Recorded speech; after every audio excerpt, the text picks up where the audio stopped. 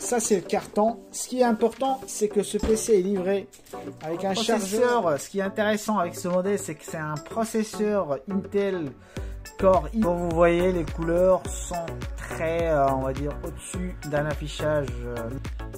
Autre bémol, aussi j'ai trouvé sur un commentaire, pour les gens qui aiment l'environnement Unix ou Ubuntu, le PC est très très fin par rapport à ce que l'ancien vous avez.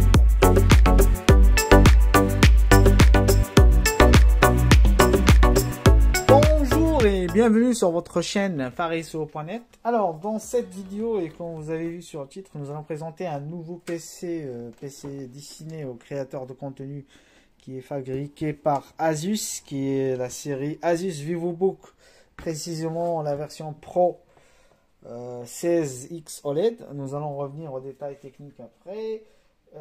Dans cette vidéo, je vais vous présenter, on va dire, comme j'ai dit, un peu l'unboxing, ce que vous allez trouver quand vous allez dévaler le carton qui est livré, parce que c'est acheté disponible en ligne. Moi personnellement, je l'ai acheté en ligne. Bien sûr, je vais vous mettre le lien de l'achat et la description technique dans la description en dessous de la vidéo comme d'habitude. N'hésitez pas à checker toutes les informations qui sont dans la description en dessous de la vidéo, bien sûr. Je vais parler aussi du prix que j'ai, mon prix d'achat et le prix actuel et on va dire la plage des prix qui pourra être possible pour ce produit. Je vais vous parler aussi de mes impressions lorsque je l'ai utilisé pendant ces quelques semaines, parce que je l'ai acheté il n'y a pas longtemps, on va dire à peu près un mois, et je vais parler au final des plus et des moins de ce PC que j'ai découvert à chaud, parce que c'est vrai, un mois d'utilisation c'est pas assez suffisant. Et comme vous voyez, j'utilise toujours mon ancien PC, donc j'ai pas eu assez de temps de bien tester toutes les parties, mais je vais vous dire quelques trucs que j'ai pu voir à chaud. Donc restez jusqu'à la fin de la vidéo, regardez la vidéo en entier, et surtout il faut noter que cette vidéo n'est pas sponsorisée par la marque Asus. C'est pour cela que nous vous demandons un peu plus de soutien pour notre chaîne. Mettez plus de likes sur la vidéo, souscrivez surtout, parce que c'est dommage, je vois beaucoup de messages de remerciements sur nos autres vidéos de dépannage ou d'unboxing, mais malheureusement on a vraiment plus besoin d'abonnés et de likes, de soutien, plus que des commentaires de satisfaction, qui sont toujours les bienvenus bien sûr, mais mettez plus d'abonnements et de likes, parce que notre chaîne a plus besoin de ça actuellement pour se développer, pour vous fournir d'autres vidéos unboxing et dépannage. Alors fermons la parenthèse et commençons par le test. Alors, ce que vous voyez déjà, donc on va présenter un peu la phase unboxing. Donc vous allez recevoir un carton qui ressemble à ceci. Ce carton, qu'est-ce qu'il contient? Donc vous voyez déjà que j'ai déjà ouvert, je l'ai déjà testé, mais je vous montrer déjà ce que vous allez recevoir. Donc dans le carton en général, ce carton là, bien sûr il y a les, je sais pas, c'est des documents de garantie ou de la pub, je pense. Vous allez trouver bien sûr les documents habituels de Asus, et aussi ce que j'ai trouvé aussi, c'est que il y a un truc aussi que vous avez trouvé, c'est un stickers, je crois. C'est des stickers qui vont permettre, si vous voulez décorer à vos convenances, vous collez, c'est des slogans un peu, vous choisissez ce qui vous convient le plus et vous pouvez les coller sur votre ordi si vous voulez. Alors, donc ça c'est le carton. Ce qui est important, c'est que ce PC est livré avec un chargeur de ce type. C'est un chargeur à une capacité de 120 watts. Un chargeur avec son câble, donc là je l'ai branché avec un secteur qui est blanc. Donc, avec sa prise bien sûr, chargeur avec une prise qui est éjectable comme ça. Hop là. Et le chargeur se présente ainsi avec cette extrémité. Voilà, je ne sais pas si vous voyez. Voilà, donc un chargeur à 120 watts.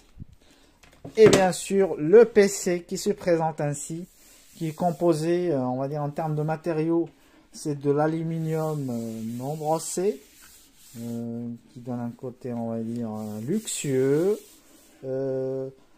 Sachant que c'est un PC qui peut être utilisé par une certaine catégorie de gamers. Je vais revenir aussi sur ce point. Il a un design très sobre, très professionnel, pas très flashy en termes de... Voilà, donc en termes de dimension, je dirais, vous allez voir. Donc, je vais vous présenter après quelques détails techniques en profondeur, mais juste en première impression. Donc le PC se présente ainsi. Voilà, en aluminium pas brossé. Il est léger par rapport à ce qu'il présente, parce qu'il faut savoir que c'est un 16 pouces. C'est un 16 pouces qui mesure en termes de poids que 1,95 kg. Donc ça reste léger par rapport à ce qu'il offre en termes voilà, de caractéristiques. Alors, en parlant des caractéristiques, donc j'ai ouvert une fiche technique du constructeur. Alors déjà, il est livré avec un Windows 10 Family. Windows 10 Family, voilà. Et ils disent que Asus recommande le Windows Pro aux entreprises. Si vous êtes dans un cadre professionnel, ils vous recommandent la version Pro du Windows. Alors le processeur, ce qui est intéressant avec ce modèle, c'est que c'est un processeur Intel Core i7 1137 OH 3 à 3,3 GHz avec 12 mégas de cache et qui peut aller jusqu'à 4,8 GHz avec un 4 cœurs. Ce processeur, c'est un 11e génération. Alors, c'est un 11e génération, c'est marqué sur la partie système. Je vais vous montrer aussi. Alors je disais que c'est un 11e génération. Donc, pour le processeur, la carte graphique, c'est un... Donc, il y a une carte graphique, bien sûr, générique qui est Intel Iris Xe. Et voilà. Mais on a en plus une carte graphique dédiée qui est un Nvidia GeForce RTX 3050. Voilà. Avec la technologie Asus Boost qui peut aller jusqu'à 1700 MHz, comme ils disent, 35 watts, mais qui peut aller jusqu'à 50 watts avec le Dynamic Boost, comme dit le constructeur. Voilà, Nvidia Max Q Technology for Peak Performance and Efficiency. Et il a 4 Go de mémoire DDR6 dédiée, juste pour la carte graphique. Voilà. Alors, passons à l'affichage. Il a un affichage de 16 pouces. Donc, je vais remonter déjà la luminosité pour que vous voyez. C'est pas si... voilà. Alors, j'ai touché le support du caméra. Désolé. Alors, je disais, par rapport à l'affichage, ce qui est intéressant, c'est que c'est un 16 pouces qui n'a pas l'air... il est bien agencé, le 16 pouces. On voit bien que l'écran, il n'y a pas trop d'espace entre les bords et l'écran, ce qui est intéressant. Donc ça lui permet d'avoir des dimensions un peu raisonnables, même étant un 16 pouces. Donc c'est la technologie OLED. Je vais parler un peu de la technologie OLED. Bon, c'est pas ce qui est proposé sur les PC en général standard, dans les écrans standards. Là, on a un OLED avec les caractéristiques qui est décrit ici, que vous allez trouver dans la description, je vais les mettre, comme marqué aussi ici. Il permet une réduction de 70% de la lumière bleue. Il est en 4K avec 3840 sur 2400 dpi, de pixels, je crois, ou dpi. Donc, c'est un affichage en 4K, voilà. Alors, pour vous donner une idée de cet affichage, donc j'ai fait un test pour vous, pour voir, par exemple, à quoi ressemble. Donc, je vais partager avec vous une séquence, alors, je sais pas, d'une vidéo très colorée en 4K. Et comme vous voyez, les couleurs sont très, on va dire, au-dessus d'un affichage normal, d'un PC normal. C'est de très... Moi, je trouve que c'est de très bonne qualité en termes d'affichage. Si vous voulez regarder des films 4K tout en mobilité, ça pourrait être un très très bon alternatif, ce PC. Donc voilà. Donc vous voyez là, c'est un affichage 4K. Attendez, je vais juste vérifier un truc. Est-ce que c'est vraiment de la 4K? Donc voilà, donc j'ai choisi la 4K parce que c'est une vidéo qui propose de la 4K sur YouTube. Et donc je vais vous faire partager le test écran. Donc comme vous voyez, la 4K est assez intéressante sur ce modèle. Donc voilà, donc on va arrêter ce test et on va revenir à l'affichage technique.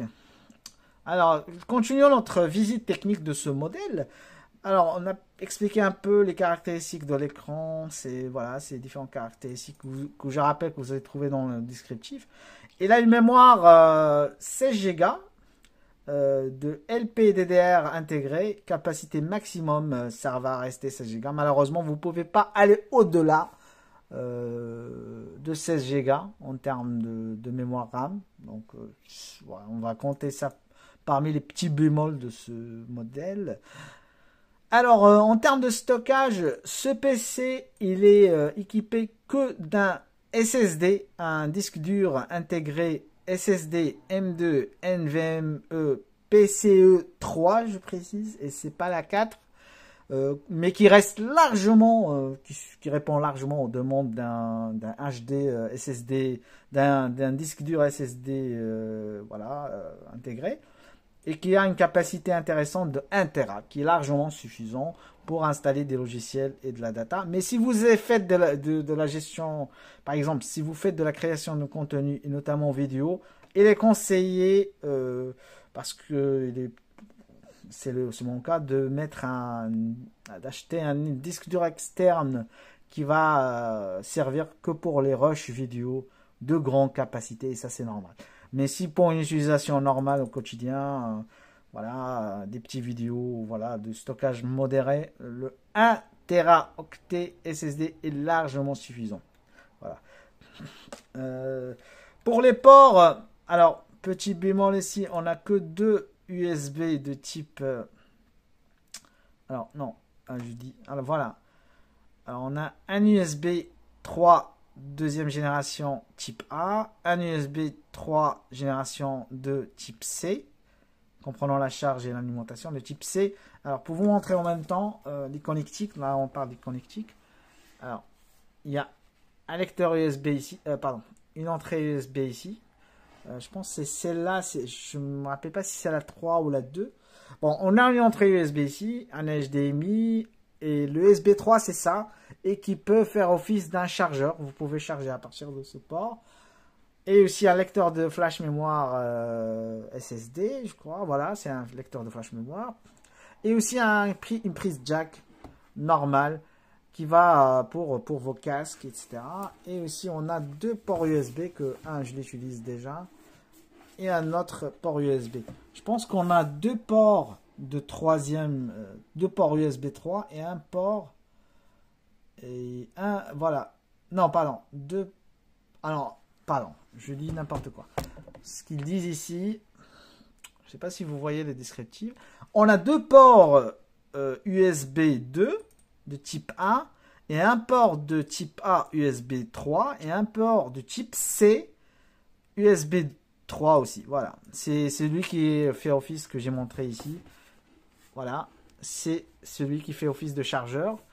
Le type 3, l'USB 3 type A, c'est celui-là. Et les 2 USB 2, version 2 type A, c'est les 2 ici. Voilà, ici. Je ne sais pas si vous regardez. Voilà, donc ça c'est pour les connectiques USB et les connectiques en général. On a bien sûr un HDMI, on l'a vu ici. Voilà, on a déjà vu ici. Donc, on a déjà un HDMI, une prise jack, une entrée d'alimentation normale et un micro SD comme déjà expliqué. Voilà. Le clavier, alors on a un clavier sobre, pas mal. Les couleurs, je trouve intéressant. C'est du blanc avec un mélange de gris sur les touches principales avec un échappant rouge. Et surtout un détail, le power ici, c'est équipé d'une empreinte digitale, comme c'est écrit ici. On a un bouton. Alors, donc je disais qu'on a un power avec la technologie de l'empreinte digitale qui permet de se connecter, voilà, sans taper le mot de passe. Mais je vais revenir sur ce détail après, concernant quelques points, on va dire quelques petits bémols sur ce point. Restez jusqu'à la fin pour vous partager les plus et les moins. Donc voilà, ça c'est pour les caractéristiques, on va dire, du clavier. Le clavier en lui-même il est rétro-éclairé s'il est branché, je pense, avec le secteur. Mais vous n'avez pas le droit de choisir la couleur, c'est toujours en blanc. Donc, pour moi, ça ne me pose pas de problème. Voilà. Alors, pour le caméra, un truc très intéressant. Bon, le caméra, comme vous voyez, il est là. Il a une astuce très intéressante, c'est qu'il dispose d'un cache intégré. Si vous pouvez l'ouvrir et le fermer pour préserver votre intimité contre les attaques qui peuvent contrôler votre caméra. Donc on a déjà un cache intégré avec une couleur orange qui fait office que la caméra est cachée. Comme vous voyez l'orange ici, ça veut dire que la caméra est cachée. S'il est noir, ça veut dire qu'il est ouverte. Voilà. Donc on a une caméra standard de 720p, un caméra HD. Mais si vous êtes un créateur de contenu, vous pouvez, et vous voulez plus de performance, en général, vous allez opter pour une caméra plus professionnelle avec plus de caractéristiques que celle qui est déjà intégrée, qui fait l'affaire. Mais voilà, si vous voulez plus, vous devez investir sur une autre caméra séparée. Alors l'audio, donc on a un haut-parleur intégré. Bon, je vais revenir. Le haut-parleur, il n'est pas assez fort comme ce qui était le cas dans mon ancien PC gamer. Mais si vous voulez plus, vous pouvez mettre un casque. En général, bon, vous n'allez pas... c'est-à-dire vous serez obligé de passer par un casque si vous voulez plus de qualité sonore. Voilà. Voilà. Donc le réseau, ce poste est équipé d'un Wi-Fi 6 et d'un Bluetooth 5 avec un dual band 2x2. Seul bémol pour le réseau, c'est qu'on n'a pas le câble Ethernet. Donc je vais revenir sur ce point sur les plus et les moins. Donc il n'y a pas le câble Ethernet. Alors la batterie c'est à 96 watts par heure. 3S 2P 6 cellules Li-ion. Voilà. Ça c'est les caractéristiques de la batterie. Et bien sûr donc l'alimentation. Voilà. Le poids comme on a dit c'est moins de 2 kg. Ce qui est intéressant pour un PC de ces caractéristiques. On a précisément 1,95 kg de poids. Voilà, les applications, vous avez deux applications qui s'appellent MyAsus et ProArt Creator. Alors, ProArt Creator va vous permettre, je ne l'ai pas encore, je l'ai vu juste sur une vidéo, ça va vous permettre de déclencher une sorte de molette logique. C'est un cercle en lumière qui va vous permettre d'avoir plus d'expérience utilisateur en termes de contrôle selon le logiciel en question, que ce soit des logiciels de création graphique comme Photoshop ou des logiciels de montage. Bon, malheureusement, je ne l'ai pas encore configuré, mais peut-être mettez-moi dans le commentaire si vous êtes intéressé par cette partie. J'y consacrerai peut-être une vidéo à part, plus en profondeur. Donc, on va rester plus sur cette vidéo, sur des caractéristiques et on va dire les impressions à chaud de ce PC. Voilà, donc il a la norme Energy Star. Et voilà, donc en gros, on a fait un tour sur les caractéristiques et après le unboxing de ce modèle. Je vais peut-être, bon, déjà vous dire mes impressions sur quelques tests que j'ai pu faire rapidement. Le PC est très intéressant, on va dire, comme ils ont dit, pour les créateurs de contenu. Je l'ai testé sur le logiciel Adobe Premiere et c'est vrai, ça se comporte très bien. Et surtout, j'ai remarqué un truc, c'est que le son il est très silencieux par rapport à mon ancien modèle. Mon ancien PC gamer faisait du son lorsque je lançais un jeu ou je lançais un logiciel qui demande beaucoup de ressources comme des logiciels de montage. Le point fort, je vais revenir sur les points forts. Et là, il est assez silencieux. Voilà.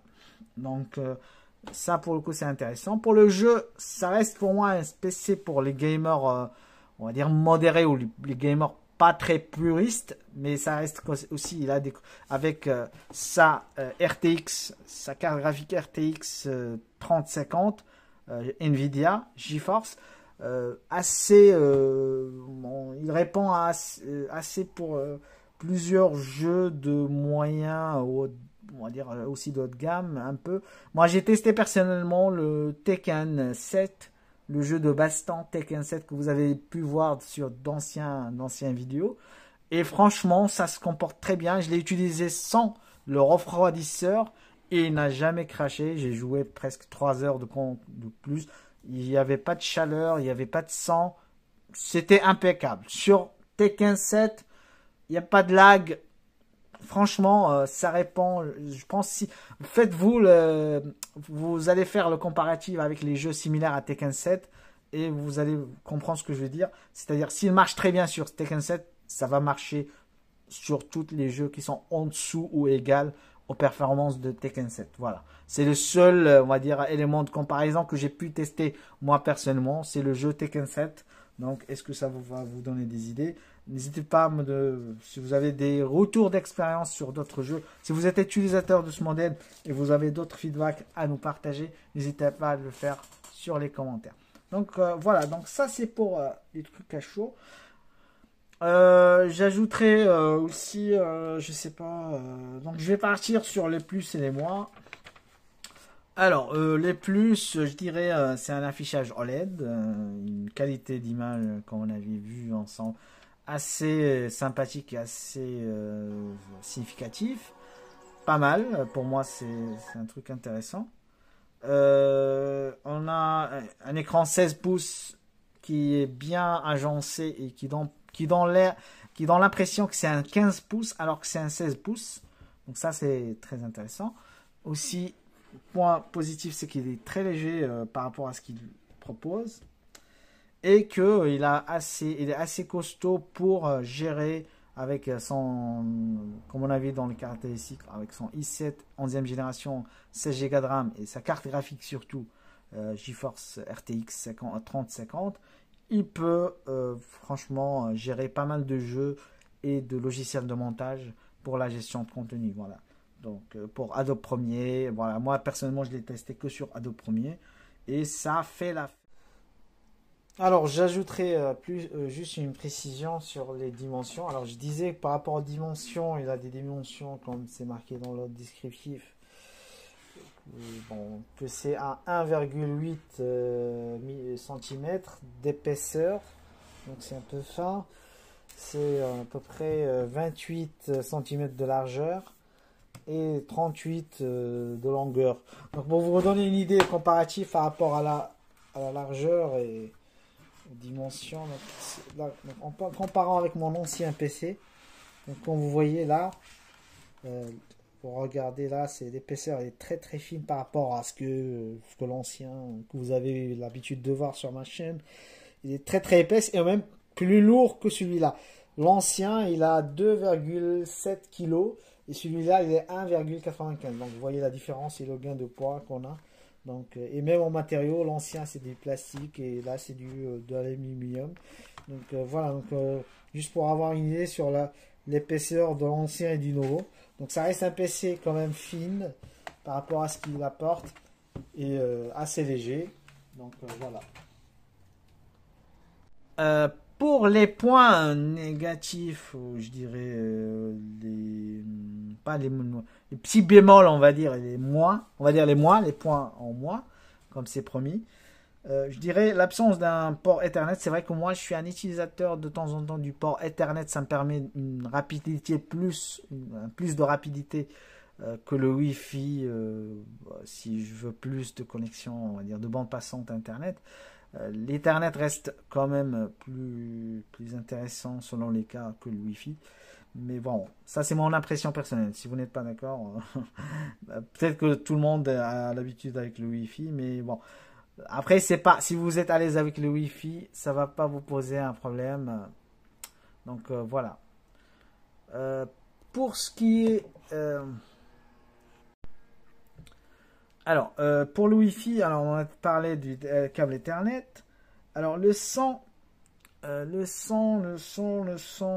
le point bémol numéro 2, c'est que c'est pas un son par rapport à mon ancien PC, je le trouve très faible. Le son est très très faible, comme vous allez entendre. Par rapport à bon, il n'est pas assez fort, on va dire. Le stéréo, il n'est pas assez fort, je sais pas pourquoi, mais pour boucler, pour pallier à ce souci, vous serez obligé de passer par un casque si vous êtes en train de regarder un film. La seule solution, c'est de passer par un casque adapté. Donc le son comme ça, pas ouf, pas très fort. Voilà, ça c'est un autre point, on va dire, manque. Alors j'avais fait des recherches, alors vu que j'ai que 3-4 semaines de test, c'est pas assez, et que j'utilise un autre PC en alternance, j'ai pas eu le temps de tout tester, mais j'ai fait quelques petites recherches sur internet, et j'ai trouvé qu'il y a un souci, il y a 2 soucis majeurs je pense. Ça dépend du cas, ça peut pas vous impacter vous personnellement, mais je tiens à vous le dire aussi. Et quand vous êtes resté jusqu'à là sur la vidéo, voilà, on va vous dire ça là, maintenant. Premier souci, attention à ne pas mettre à jour le Windows vers la version 11 parce que j'ai trouvé dans les commentaires que il y a des gens qui ont eu de soucis avec la version 11 de Windows avec ce modèle là, le Vivo Book 16 Pro 16X de Asus. Ils ont trouvé pas mal de problèmes de pilote et ils ont trouvé pas mal de soucis. Donc heureusement, et moi aussi je me suis renseigné, on m'a conseillé à l'assistante de ne pas partir sur la version 11, au moins pour l'instant, jusqu'à ce que les problèmes des pilotes soient réglés sur la version 11 de Windows. Donc il y a ce bémol, vous pouvez, si vous y tenez vraiment à passer sur la version 11 de Windows, vous ne pourrez pas, sur ce modèle, vous allez trouver pas mal de problèmes. Donc je vous conseille de rester sur la version qui est préinstallée, c'est-à-dire la version 10, la version Windows 10, voilà, la version Windows 10 Family qui est déjà préinstallée, voilà.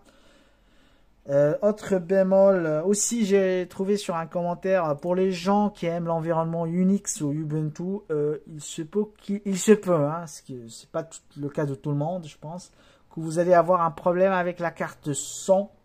La carte son, surtout sur la version Ubuntu de la version 20.04.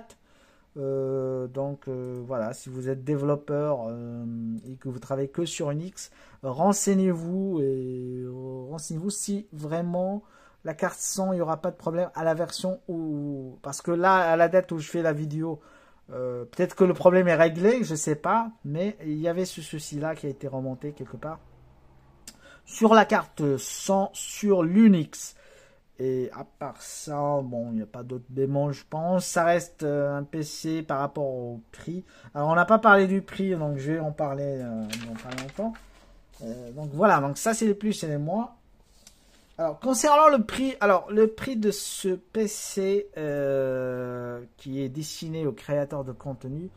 Alors, moi personnellement, je l'ai acheté à un moment de promo en ligne.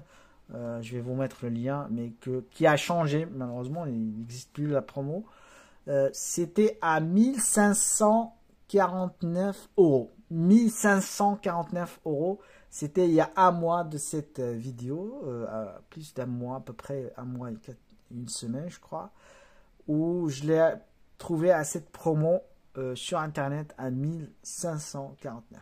Là, actuellement, je crois que vous allez le trouver à 1800 ou 1900 à peu près. Donc, pour vous dire, le prix, il fluctue entre 1900 euros et 1500 euros.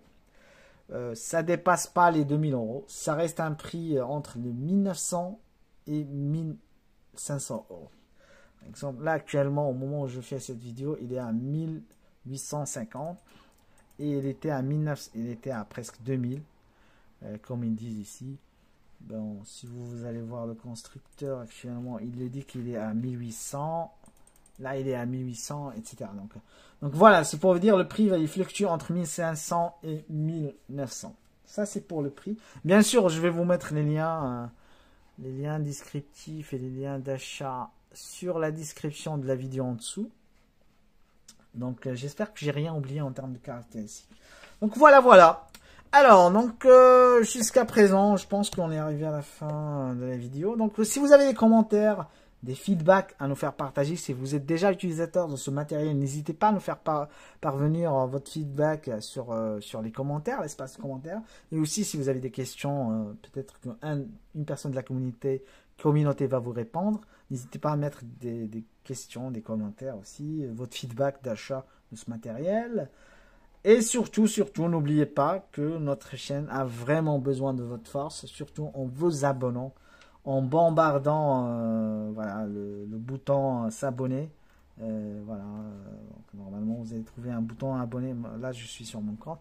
en bombardant le bouton abonner, en vous abonnant, voilà. En vous abonnant et surtout en mettant des likes et en vous abonnant sur la chaîne de Fares.net pour vous fournir d'autres vidéos intéressantes pour votre quotidien geek, digital, de bricolage, d'inboxing, de test. Voilà, donc on est une chaîne technique digitale qui fait des tests, qui fait des tutos, qui fait des astuces, qui fait des tests de produits et fait des retours d'expérience sur des produits de votre quotidien digital et de bricolage et de votre quotidien. Voilà, donc n'hésitez pas à nous supporter et à vous abonner à la chaîne Fariso.net. Alors sur ce, je vous dis merci et je vous dis à très bientôt. Au revoir.